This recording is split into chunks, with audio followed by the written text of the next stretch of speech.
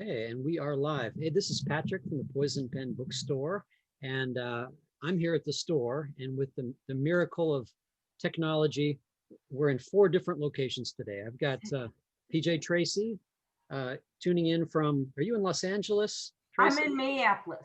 Oh, Minneapolis. Okay. Discussing her brand new book, Deep into the Dark. And then we have Joanna Schaffhausen.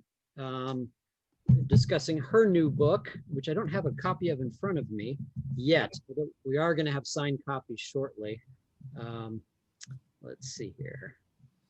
We do have copies, signed copies, Tracy's new book right here. And then Barbara's tuning in from home, and I'm going to let her take over here. But if you're watching on Facebook and you have questions for our authors, I'll be monitoring the Facebook feed.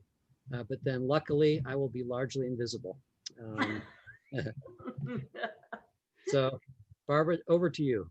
Thank you very much. Patrick will tune back in after a while if he has questions or comments, and he always has questions of his own too, which is really fun.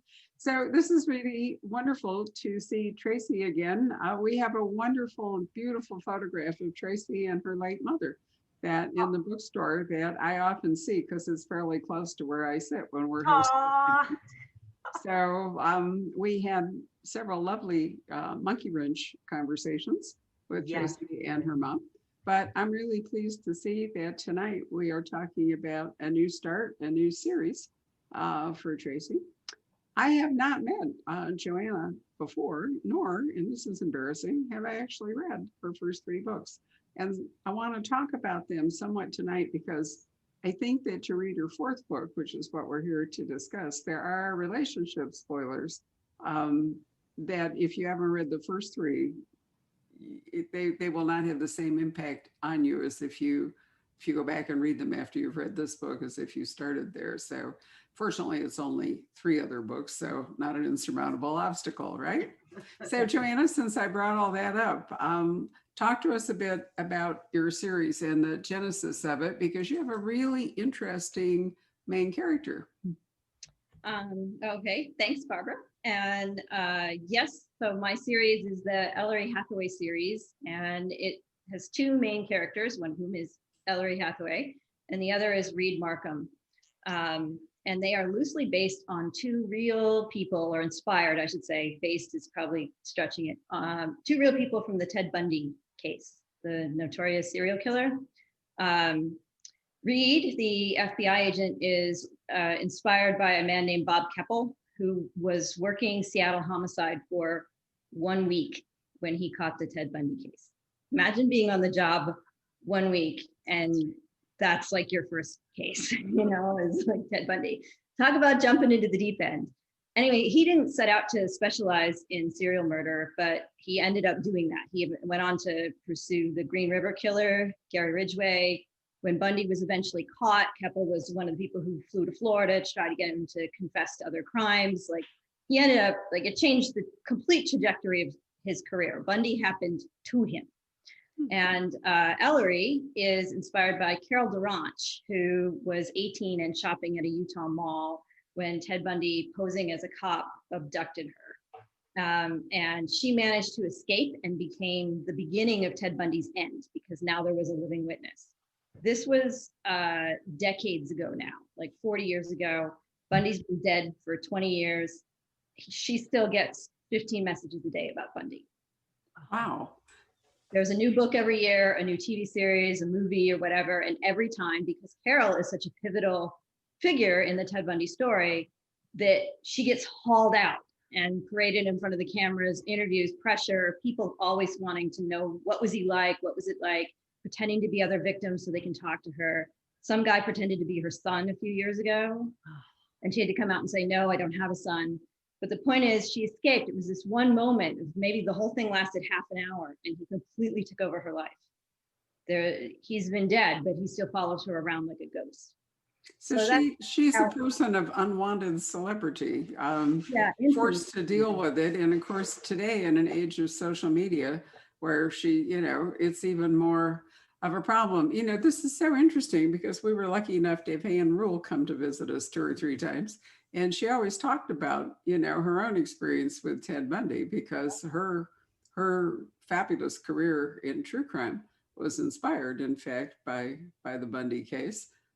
She worked alongside him, and You couldn't make that story up. no, you Yeah. absolutely could not. And isn't it frightening to think that somebody like that has no, unless can look like a normal Yeah. functioning human being, and yet behind the mask there is this amazing stuff going on.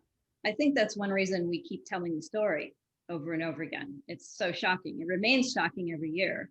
But when I was reading one of the Bundy books, I was struck a number of years ago by the people outside the story who got sucked in, and what it must be like that public appetite for this story remains so high that they never escape it, and it ends up kind of defining them. So that's kind of what the books are about, is living in the aftermath of this infamous case and trying to carve out an identity for yourself separate from what that happened.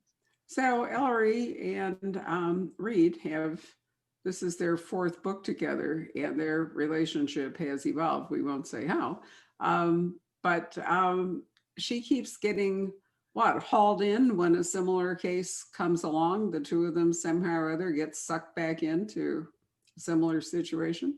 Yeah, I think what binds them together is that they're the two people who know the truth of the story. The media runs with it, and everybody is always eager for more, but these are the two people that lived it, and it binds them together in a way that no other two people on earth are.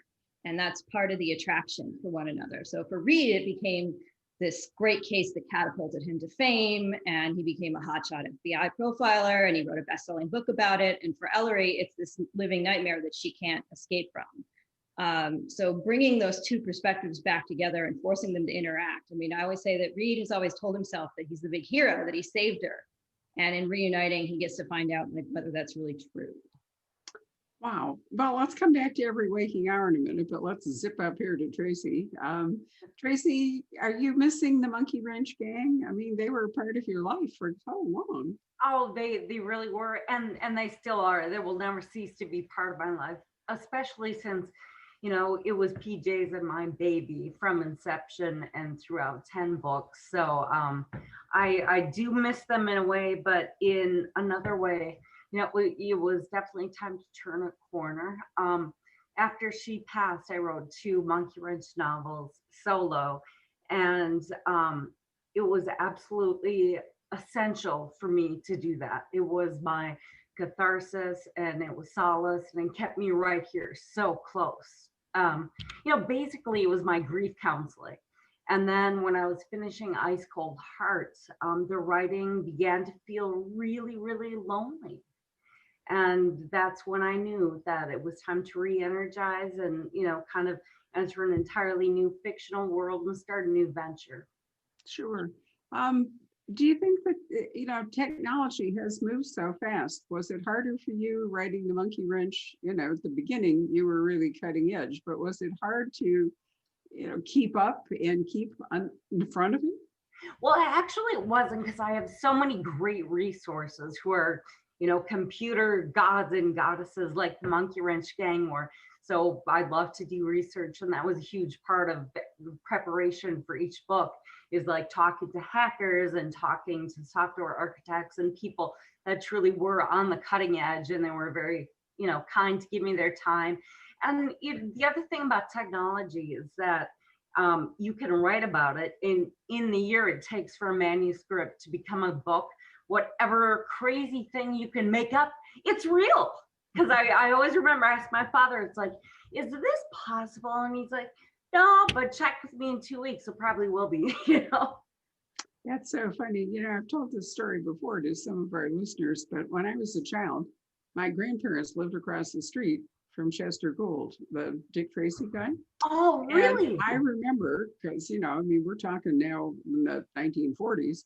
I remember how excited we all were at the thought of the two-way wristwatch. It seemed like an inconceivably advanced, communication technology. And of course now, we're all carrying around phones, and we can call home from Mount Everest and, all the rest of it. But I remember, thinking over the years how whatever Gould envisioned has come true. And you're right that stuff we think can't possibly happen, all of a sudden it's right in front of us. Yes, you can come up with the most outrageous scenario and eventually will happen. Very true. In fact, Joanna, we could certainly say that the FBI has tools for tracking people and, identifying that were absolutely not available during the Ted Bundy case. National crime databases, DNA evidence, all kinds of stuff, which means that people writing serial killer novels have to up their game. Yeah, absolutely. So anyway, back to Tracy. You've got three, if I remember right, three kind of lead characters in this new book. So Yes. one of them is damaged. He's suffering from PTSD. So why don't you introduce your three characters to us? Sam Easton is a combat veteran, and he is just back home from to Los Angeles after almost being killed in a roadside bombing. And he is badly damaged physically and emotionally, and he is trying to pull his life back together. And it's with mixed results, because there are often times when he can't distinguish reality from some warped fantasy that's born of PTSD. So he's certainly struggling. And when his wife leaves him, he becomes close to Melly Traeger, who is a co-worker and also a woman battling her own demons and hiding her own secrets. And when her abusive boyfriend is murdered, Sam becomes the prime suspect. Poor Sam. And then enters Detective Margaret Nolan, who is very smart, very savvy, quite tough, but she is also conflicted because her brother has also recently been killed in Afghanistan. And this is all set against the backdrop of Los Angeles being terrorized by a serial killer called the Monster of Miracle Mile. And, you would be right in assuming that several storylines begin to entwine as the book unfolds. Absolutely. So I'm going to now reveal how far out of the mainstream I have fallen and ask you, what is a barback? I mean, this is Sam's job, and I'm going, what the hell was that? A barback is just the guy who schleps booze from the back room when the bartender needs it. Oh, okay. So I mean, he's not actually mixing drinks or whatever. No. He's like the muscle. He's the muscle. He is, he's manual labor, and he is trained as an engineer. He has an engineering degree, but he needs a simple life when he's trying to recover and restore his sanity. And so Barback was it. So why did you select Los Angeles as the landscape for this book? I mean, you're in Minnesota. The Monkey Wrench books were Middle West to a great degree. Yeah, exactly. Well, I lived in Los Angeles for 10 years, and I had this vast repository of observations and experiences. And when I finished the 10th Monkey Wrench, they were just all clamoring to get out. They're like, let me out. And so I did. I mean, it could not be ignored. And, it was so much fun to go back to Los Angeles, because I mean, you can't think of two more polar opposites than Minneapolis and Los Angeles. The Midwest is fabulous to write about. It's got tons of regional personality and cultural curiosities and really endless things to write about. But I mean, LA, my goodness, it's so over the top. And I always think of LA as like sort of the wild and crazy alter ego of Minneapolis, just ready to party. So it was fun to do that. And plus, when you experience something, you've lived there and you're part of that culture as well. It's really interesting, to come back, reflect on that. The mirror of exile can be very intense.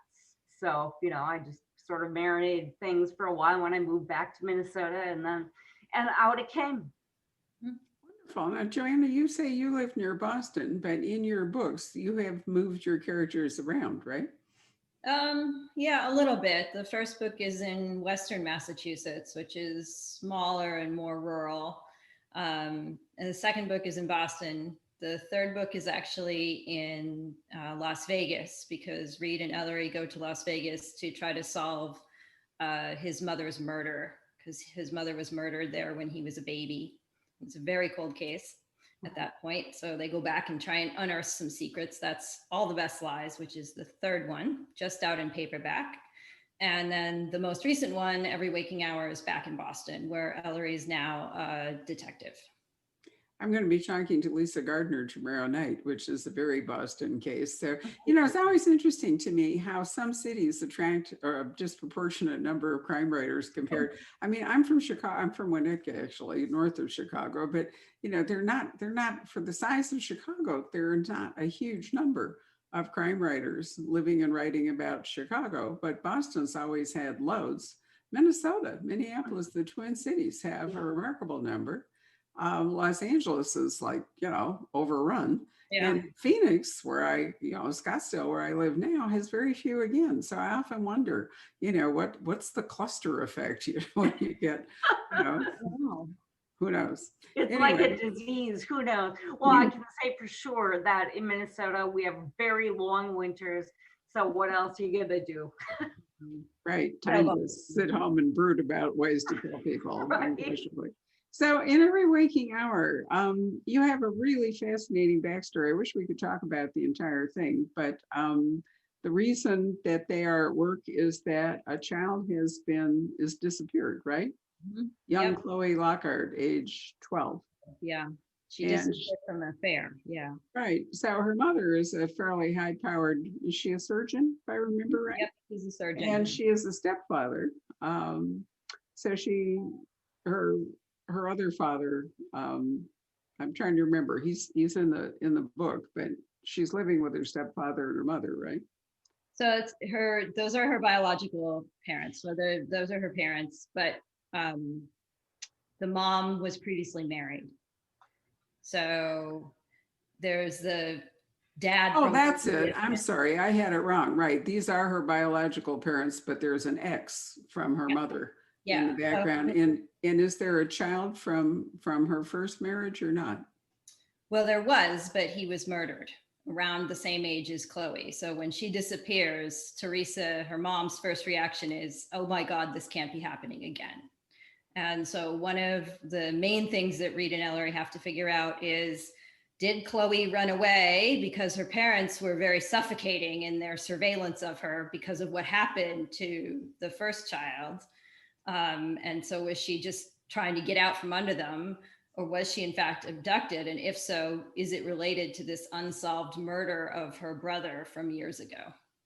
So her mom being a busy surgeon and gone so much, Chloe has a nanny, right? Yep. And the nanny unfortunately took her eye off, or allowed her to go off, if I remember right, to buy, I don't remember, ice cream or pretzels or something or other when she disappeared. Her half brother, the deceased one, also had a nanny. So there are a lot of parallels in what's happening to Chloe that happened previously. So the alert reader, of course, is wondering whether there are any connections or whether this is just, you know, a hideous twist of fate revisiting this mother. But meantime, we don't really know what's going on with Chloe. I mean, we're not finding her body. We're trying to chase her, which I think adds a lot of interest. So is Reed, why is Reed there? Is he charged with finding this missing girl? Well, he's on vacation and visiting with his young daughter when Chloe goes missing. But Reed, as part of his background as a profiler, lends his skills to the case since he's on hand. But Ellery is in charge as the detective. But of course, they met when Ellery was 14 and abducted by the serial killer, and then rescued by Reed. Who is very green. He's the guy who just was new on the job when he inherited the big serial killer case, and he played a hunch and he rescued Ellery all those years ago, and now she's grown up, and you know, she's 30 and on the job and self-sufficient and everything, and so they have a relationship as adults and equals now. And well, he's still in the FBI, but she is actually on a tryout with the police department, right? So she's decided on a career in law enforcement. Yes, she's working as a small town cop in the first book.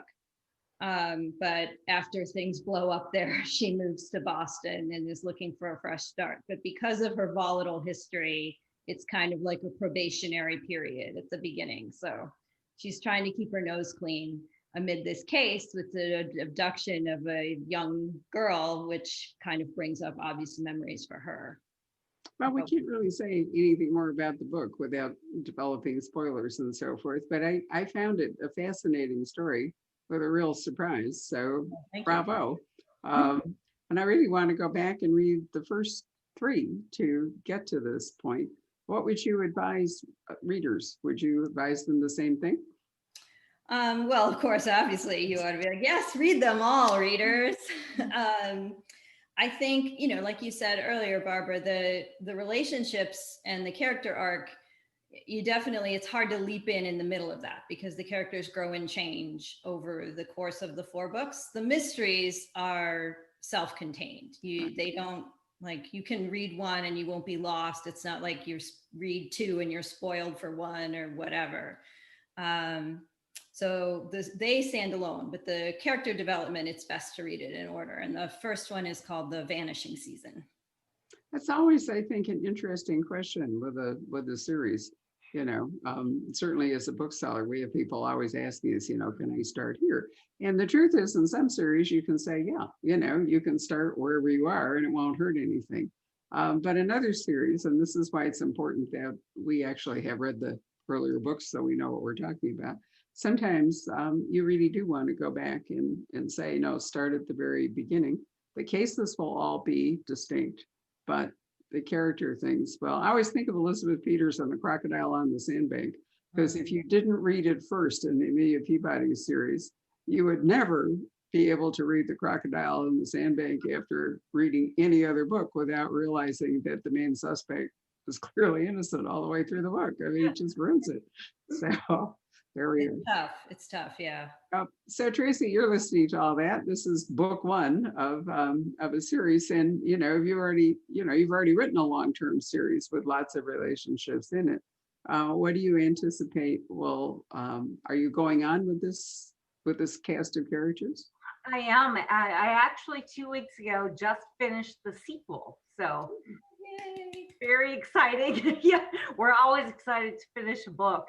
So yeah, it's just you know, there's so many places to go, and the sophomore effort is always the most difficult, but in ways it's the most rewarding when you're starting out. I mean, this was actually written as a standalone, as was Monkey Wrench, but they asked for it to become a series. And the first book, you're just getting acquainted with them and you're ruining their lives and then restoring their sanity and doing all kinds of things. But then the second book is when you really, really, really start to get into their psyche and the synergy between them and the other characters, and the setting and the new plot. So series ready. I really totally agree that there are definitely series that you can read as standalones, as you both mentioned. The mystery itself, the case itself is a standalone, but I think the most important part about a really compelling story is the characters. I mean, they're the foundation, and they lead you through everything. And if you care about the characters, and as you're hoping your readers do, it's always best, I think, to start at the beginning, because it's wild if you go from and Joanna, this, from the first book to the 4th, wow, how much has changed. So it's fun. I do love to write series though, because you're not just shoving aside these great people you spent a lot of time getting to know. Yeah. If you look back at an earlier age, if you look back at Travis McGee, you look back at Poirot or Miss Marple, they were not seriously affected in a subsequent book by the things that happened to them in an earlier book. But we are asking more of that now, I think, when we are reading series. We're asking for characters who are changed by the events. They're wounded physically, they're wounded psychically, their lives blow up, they have whatever. And so you can read Poirot in any order, it doesn't really matter. But you can't, you could read Russ McDonald, you could read Lou Archer in any order because he was always, in fact, McDonald said of him that, he was like a shadow. If you turned him sideways, you could barely even see him in the books because he wasn't, it was a different way of presenting a case. Yeah. But I don't think that we can do that now. And I wonder, do you think that's more true of books written? Here's a feminist question, more true of books written by women, or do you think this applies now? This is for both of you. Do you think that series written by men have the same dynamic and the same demands from readers that series written by women do? Well, I think that, we all know men and women are extremely different, and, their brains are wired differently. And I think the way they approach writing is, there are certain series where there's definitely an arc and there's a development. But I think maybe just the way we are as women, that's, the relationships kind of are, fundamental and to us. And as a writer writing crime, I feel that it is so important that, yes, you have violence, you have crime, you have to have the plot, but it's just, to me, I'm not writing about a crime or crimes. I'm writing about how the violence affects the cops and the victims and the people around it, that there's this huge ripple effect, and a single crime, single murder affects hundreds of people literally, and that's always in the back of my mind. And I'm a softie. I'm very different from men, and I think that maybe there are more female writers who do spend more time on the relationships. Joanna, do you want to chime in? I agree with everything Tracy said. I also think just in general, our appetite collectively for how we tell stories and crime stories now, it's not, you look back like Matlock and Murder, She Wrote and some of the, the A-Team or whatever. This was the kind of stories where you could tune in every week and the characters reset no matter what happened to them. You'd rejoin them the next week. And if you hadn't seen last week, it didn't matter. But now, with series on television, it's the same thing where the characters are expected to react to things that happened last week. And you can't just start in season 2 or whatever, and you'll be missing stuff. So I think the way audiences consume stories now is that there is more of an appetite for this deeper exploration, as Tracy was saying, about the impacts of the things that happen to the characters and how that changes them in the relationships. And so I think crime writing in literature is part of that shift. I think because we're an interesting bookstore. Half of our customer base is male and half female. We're not primarily female, and my staff are lots of guys as well as women. But I've been thinking about some of the authors that we've spent careers with, like C.J. Box. Every single book, Joe Pickett and his whole family react and change. I was thinking about Nick Petrie, whose book we talked about a couple of weeks ago, and in The Breaker, June, the woman that Peter Ash meets in the second book, and they become lovers and so forth. In this new book, The Breaker, is basically her book. It's Nick and his sidekick guy, Lewis, but really June is the remarkable voice in the book, and it becomes her book, and they react to things. So I think that my question was sort of loaded in the sense that I do think that we ask of all writers now for much more in the way of developing characters and relationships and reactions than we once did, which brings me back to my original question. Where do you start? Right. All right. So Tracy, we haven't really talked about the plot. We've talked about the characters. So can you give us a short plot summary here without spoilers of what happens? Oh my gosh, I feel so much pressure. It's always so hard to give the, anyway. As I mentioned, Sam becomes a prime suspect in the homicide of Melody's abusive husband, or abusive boyfriend, I'm sorry. And there are more murders that occur, and I just can't say what they are, but Sam and Melody both become suspects. And at the same time, there are certain events with secondary characters that come into Sam's life and then bleed into Melody's life. that put them in great peril, but they're not aware of it. Melody also has a stalker, or she believes she has a stalker. And Sam believes it's the same stalker that's been parked outside his house. But of course, Sam doesn't know because he has blackouts and hallucinations. And at a certain point, they end up fleeing the cops because they know, or they think they know, that they're not guilty, but they need to find a way to prove it. Otherwise, they're in deep water. So what's the role of your policewoman? I mean, you know, they're so obvious as suspects. Does she give them some rope to, or do they have to seize it themselves? Well, it's her partner is a detective named Alan Crawford, and he's sort of her mentor and older, and he's kind of bringing her up through the LAPD and robbery homicide. And they have another conflict is between Margaret and Al, because he wants them both bad and she doesn't believe it. So they're constantly butting heads against this. And, as more people die and more things, are pointing fingers at Melody and Al, it sort of blows up. And there's also another secondary character, Remy Boudreau, who may become a romantic interest in Margaret Nolan's life. And he's working the Monster of Miracle Mile case. And suddenly things in Sam and Melody's murder cases bleed over into the serial killer. So everybody's in trouble now. Nobody knows what's going on, including the author as I was writing about it. So part of the resolution and the fun of writing it was actually bringing these things together. Like I'm this insane knitter with like 40 needles all around me and all these skeins of yarn. I'm trying to figure it out. So it's just, it was very organic and exciting and process to be writing like that. It was different from Monkey Wrench.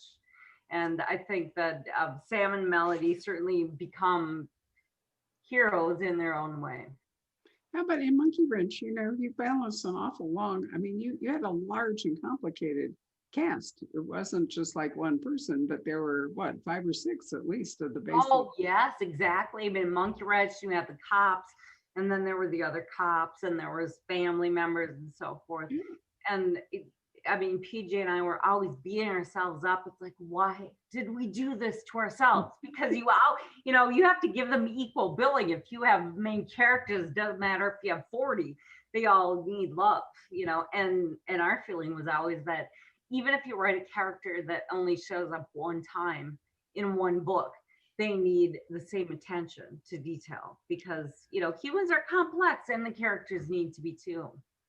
Dana Stabenow was with us part of the year, escaping what used to be winter in Alaska and is now dreary rain and whatever. But she's been espousing the idea recently to me, because we have a lot of literary discussions, that every character deserves at least a couple of lines of backstory. You can't just throw a character in without some sort of, no matter how minor they are, right. The reader needs to have just that, and that's hard to keep track of when you have a complicated book with a lot of, participants, to even get to the walk-on characters, some kind of personality and some kind of anchor.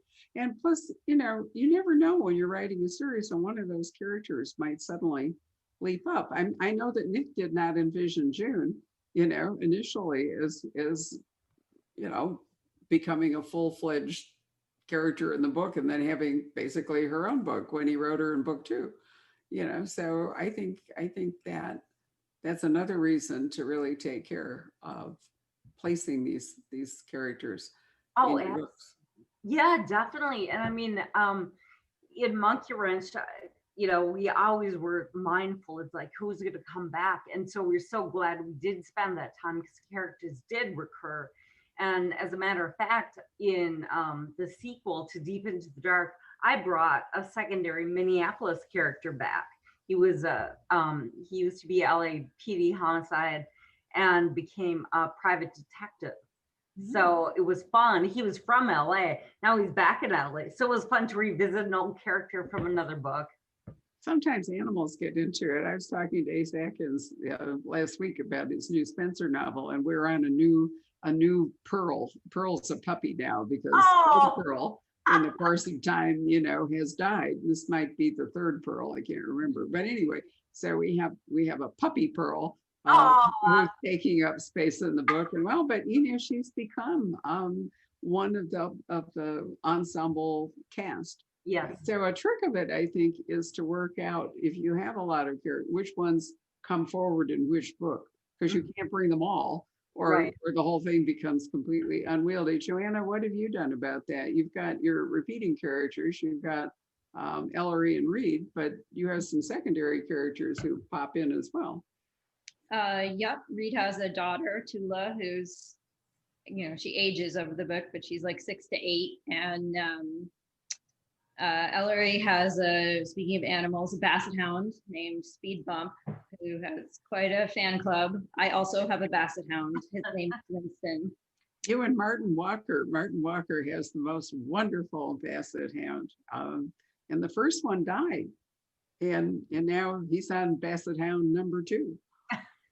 They are fun. A lot of personality in the basset hound. So depending, there's more or less of a role for Speed Bump depending on where the mystery is set. Like when they went to Las Vegas, he didn't come with them.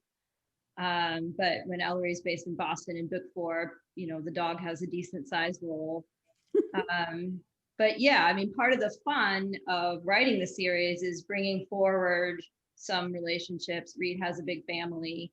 We meet them in some books, but not others.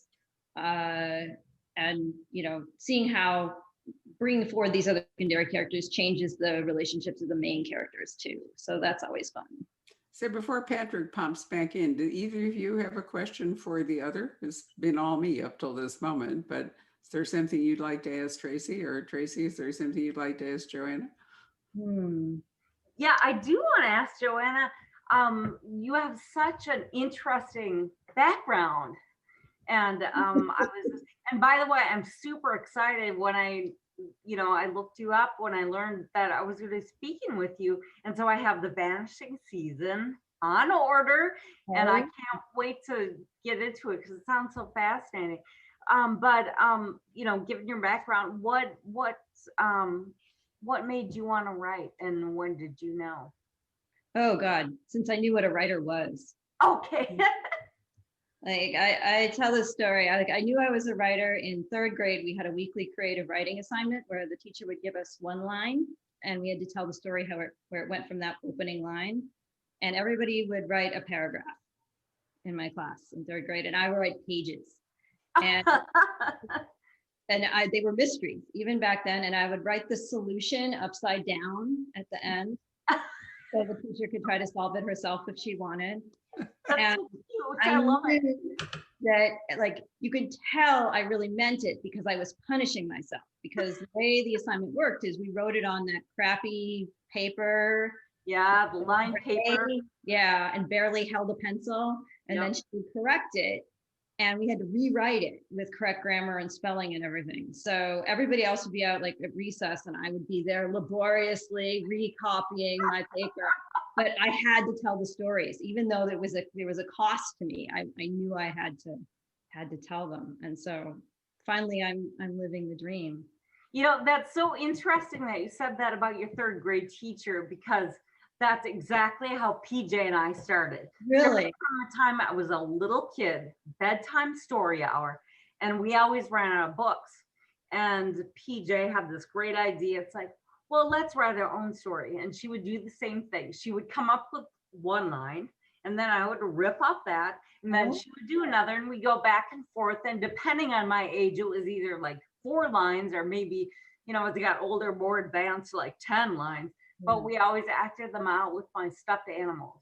So that was the genesis of us writing together, and of me being a writer too. Well, I am reading Deep into the Dark now. I'm about 30% done, and I'm really loving it. Oh, thank you. Right up my alley.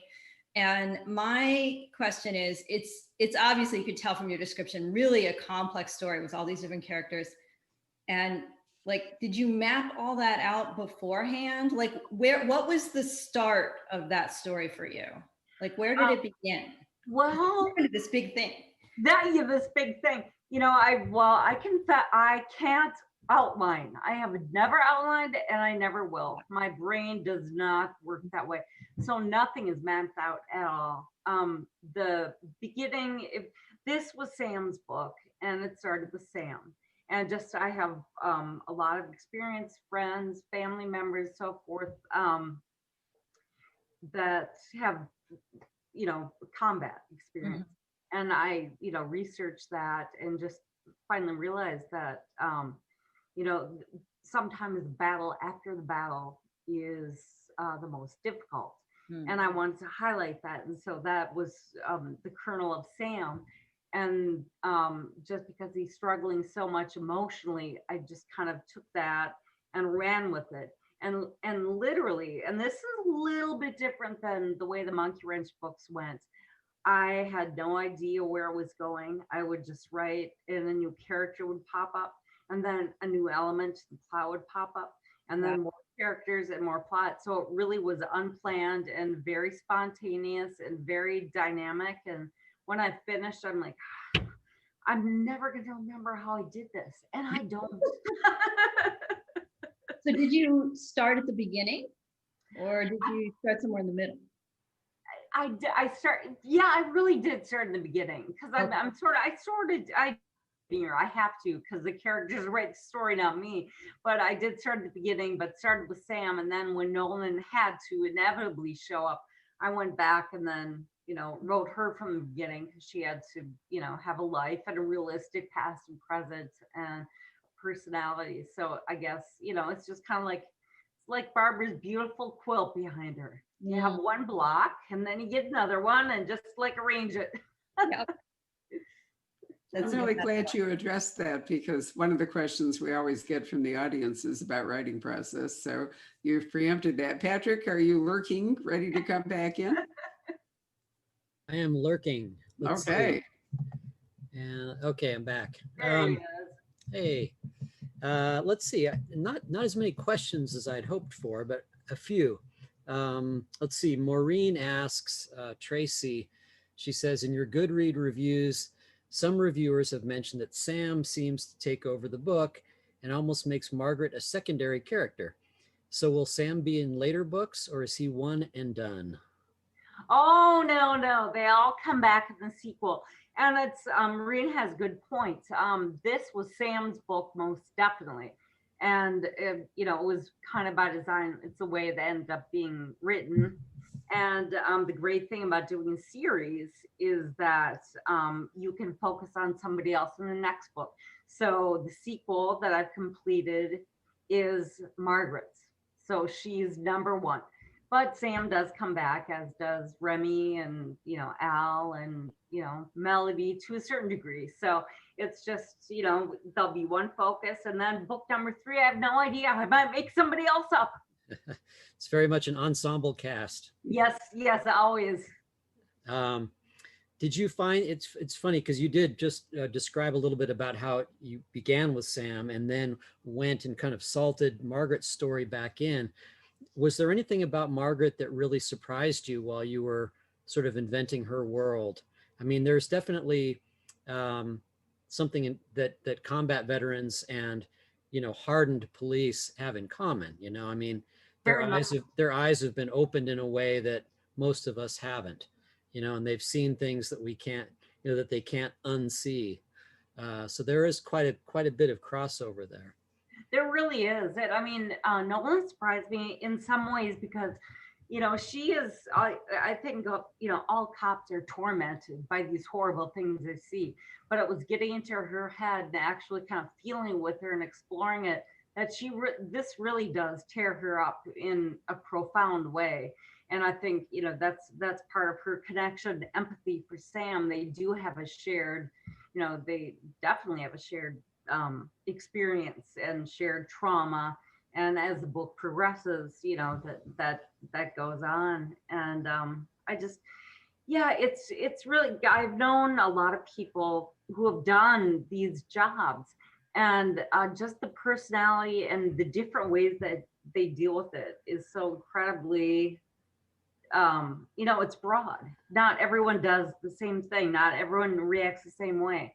But in general, it's just, if you're human, you're going to be affected by this. And, in fiction, it's an interesting thing to explore because you're really getting into the psyche of everybody. Yeah, it's true. Also for Joanna, I don't know if you've seen, we just watched that new Night Stalker series that just came out, and like the Bundy case, of course, it's a very high profile, notorious case. But one of the things that they went into was just about how people over, the last 30 years or something, how they've been affected, by these crimes. And there was one woman who was, well, she was a little girl then. She was 6 years old then, and was, abducted by Ramirez and brutalized in unspeakable ways. And my wife was watching it too, and she's like, this woman is my hero because she is, just so strong, and people don't react the way you expect them to. And it was very interesting to watch, and I think that's probably true with the Bundy case as well. Yep. I mean, people react in different ways. I have a very sweet um, friend. She's petite and Italian and just sweet as pie. And one day she came into her kitchen to discover there was an intruder there. And she yelled at him and chased him out. Like, he ran. And, this is like a completely, you would never guess from talking to her. She's so mild mannered that like she's going to face down an intruder and chase him out of her house. Like you'd say, no, this wouldn't happen in a million years, but it did. Like in that moment, she made a decision and it worked. He ran. So you never know what you're capable of until you're in that situation. And as far as, survivors of violent crime goes, I was like, well, how do you cope? Well, you have to, you sort of have to go on. And so everybody kind of finds a way. Right. And it's interesting too, with the Bundy case in particular, there was a really excellent documentary about that not too long ago too. Several, yeah. Yeah.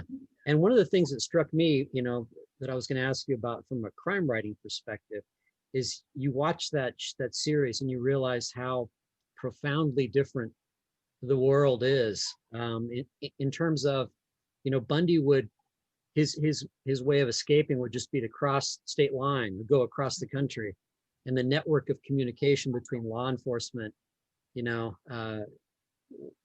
was nothing like it is today, obviously, where that's very, very difficult now.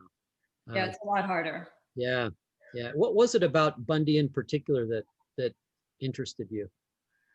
Well, he's the quintessential serial killer, right? He's this, you couldn't make him up, from the clean cut lawyer, like one of the reasons he got away with it for so long is that everybody assumed they were looking for a monster, like some rabid, sloughing animal that you would, look at him and say, oh, that's the guy. You're not looking for the clean cut, like Republican guy who like is trying to help elect Nixon and has got all these lawyer friends and he's got a girlfriend and he's helping raise her daughter and he's so handsome and he's working for the suicide hotline. Like he's the least likely guy. And then he escaped from police custody twice. He fathered a daughter on death row.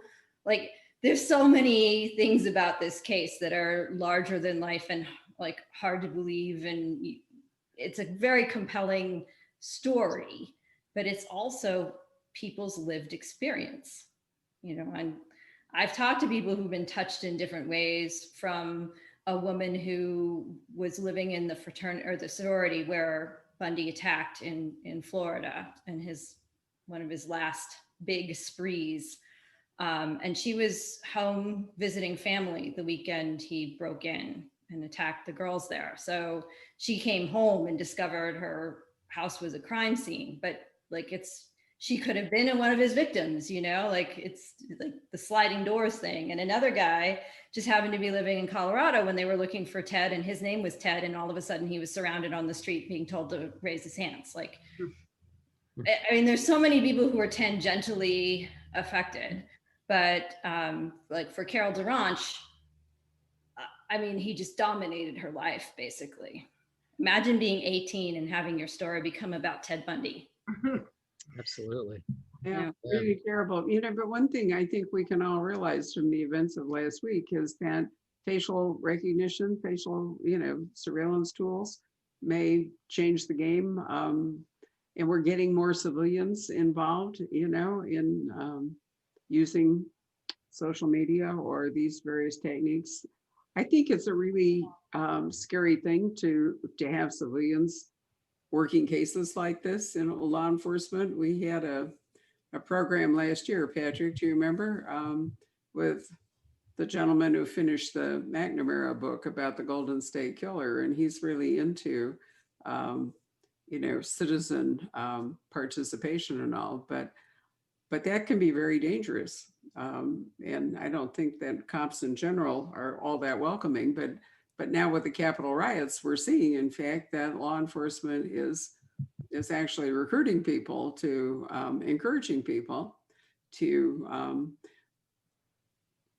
but it's not like chasing a serial killer. You're looking for a rioter on the Capitol steps is a somewhat different deal. But Yeah, there's that whole phenomenon now of what do they call them? Citizen detectives, I think. Yeah. Yeah, it's a mixed bag. I'm skeptical on one hand, but then again, for some of these cold cases, it's pretty amazing what somebody that doesn't have a full caseload of other things they're working on, and can dig through and find things that the police have missed. So, Well, and even the in-home DNA testing is finding people. yes. They found one in Minnesota. He'd gotten away with murder for 25 years. He went to get his genealogy and did like 23andMe. Right. Cops are at the door and arrested him. Yep. They are finding that, that is one, in fact, that's a fairly controversial, because they used that with the Golden State Killer. And now there's a big debate going on about privacy laws and other stuff. And you even see, cops collecting DNA evidence by, fishing something out of it, watching a suspect, and when they throw away a drink, or something, scarfing it up and testing the DNA. So the law is always behind in trying to, monitor these things and adjudicate these things. So there are a lot of really tricky legal questions, I think, coming along. Michael we have Connolly. Surveillance cameras too, which is, like another whole thing, particularly in Britain. What'd you say about I was Michael? just going to say about Michael Connolly and his last, oh gosh, what's the guy's name? Jack McAvoy book. It dealt with these companies like 23andMe and other companies that and how, I'm not sure if things have changed since he wrote the book, but he found out that those companies, there's very little oversight. And so there have been occasions of people actually finding victims by DNA profiling. And so, yeah, it was a fascinating book. I think fair warning. Fair warning, right. But anyway, I do have a question. This is an interesting one. Maureen again asks Joanna, was it true that Bundy was actually effective on the suicide hotline? That is the rumor, yeah, that he was pretty good about talking people out of killing themselves, which is interesting that he would even be motivated to do that. And that's one of the interesting things about the whole story is like he killed people, but he may have also saved some lives. Like in Balance, I don't think it comes out even, but he was just trying to keep the victim pool completely full. I guess, yeah. It's really interesting, right? Well, that whole phenomenon of with him and of course Anne Ramirez and Manson and all these other people are the women who fall in love with him and throw themselves at him. Yeah, that would be something, I don't know, for a writer to really explore in a novel, but maybe it's not the most appealing prospect, getting into that. But it's a thing. It's a definite thing. It is. kind of minor theme throughout my books is the cult of celebrity that follows Coben, who's the serial killer, even after he's been put away, and how that affects Ellery, the survivor. I think that's one of the most important themes in your book. In fact, as we talked about way back at the beginning of this conversation about, what happens when somebody becomes an unwanted or gains unwanted celebrity and then can't get away from it. Yeah. It just dogs them. And that's harder and harder today to get away from it. It is, yeah. Very hard. So, and all this doxing and other stuff can really ruin lives. It's interesting. We did a symposium on the franchise affair over Christmas. Val McDermott and Dana Stabenow and Sujata Massey and I. And the franchise affair is basically about ruining a reputation. I mean, it's not a classical murder mystery, but the heart of it is gossip and ruining a reputation. And you're seeing that today on such a broader scale, whether people can ever really escape that. Although we've lost shame. Shame used to be a thing that prevented people or made people kill, cover-ups. And now, instead it fuels a book deal or a movie or makes you famous. So it's really, crime. I've always thought that one of the great things about crime fiction is that and this is a quote, it cuts along the edge of social change. But I do think that crime writing really does, look at society's trends and, the fissures and the changes and all, and tries to track them and really keeps us alert to things that shift. I always learn things. Every crime novel I read, I learn something completely, often totally unexpected. I mean, it's just like, wow, there's a book I looked at just now because we're going to post our January newsletter tomorrow, the second one. It's called How to Cook a Bear. And you'll like this, Joanna, because in fact, it's set in 1852 in Lapland in northern Sweden, and a young woman goes missing. And when she's found, they decide that it's a predatory bear.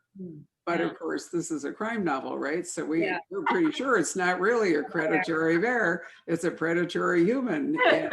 But it turns out, interestingly enough, and paralleling what you do, that the detective in this case is a real live reformist pastor who ran into all kinds of trouble because his doctor, he was getting people sober and, destroying the local alcohol economy and so forth.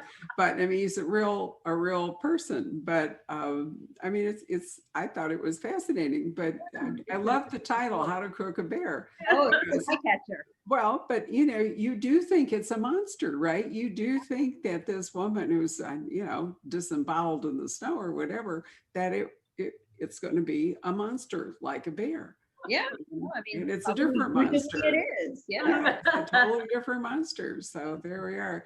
Patrick, anything else? We've been on for about an hour, so we have wind us up here. Well, Tracy, just wanted to ask you a little bit about Los Angeles, and writing about this new city that is so, it's such a obviously an iconic place and very complicated, and so many people have written about it. And I read on the Jackie copy where it talks about how it's not, the focus isn't on the gritty underbelly or the LA that we're used to seeing. And so I'm assuming you take us out into the suburbs or out into the places where people actually live, it says. I thought that was a great description. Yeah, well, exactly. I mean, there's the movie industry and the music industry have a factor in this novel. And, definitely the gritty underbelly plays a role in this as well. But I think that the core of what I focus on were that LA is crazy over the top, but it's a very small percentage of the people and the areas and the businesses in LA.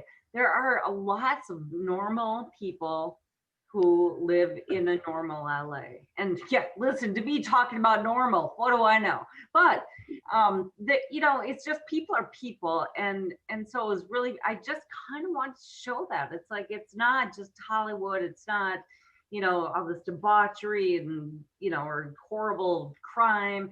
it's a big city like any other big city, and obviously it has its own regional personality and cultural differences, but yeah, it was just part of it because I always felt like, because I love LA and I love living there, and I always felt like it kind of got a bad rep from everybody everywhere. It's like, oh, LA, and everybody has a beef against LA even if they've never been there. So I thought, wanted to give it a little love in my representation and also some authenticity as well.